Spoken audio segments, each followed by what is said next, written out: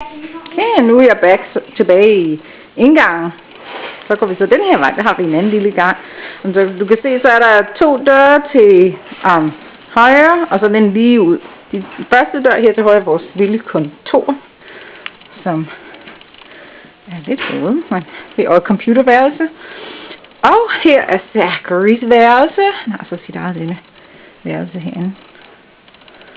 Og så er den næste dør lige ned ad gangen, det er Melissas værelse.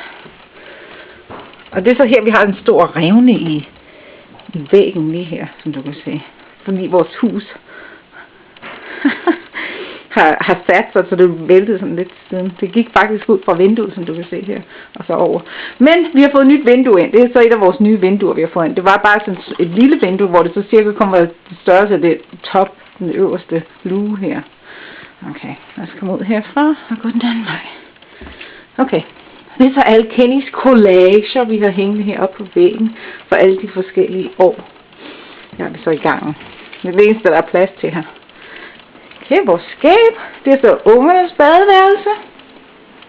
Og det er så de fliser, vi selv har lagt.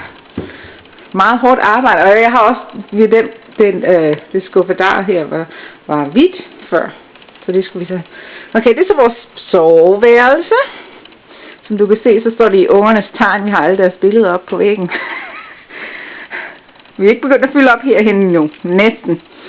Okay, og det her det er så vores badeværelse, vi selv har lavet. Først og fremmest er vores meget dyre skydedør, vi har herude, ud til vores grimme baghave. Og så det er så vores badeværelse, vi har lavet. Malet og fået ind alle træ og sådan noget. Det er faktisk ret lækkert fliser, vi har varme gulv og alt muligt. Okay. Jeg har vist dem bedre. Kenny siger, jeg skal vise jer. Og vi bruger meget detaljer på at lave de her fliser ind.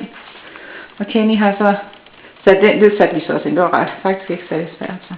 Jeg skulle tegne, hvor han skulle skære, og så skar han. Okay. Så er vi færdige. Hej.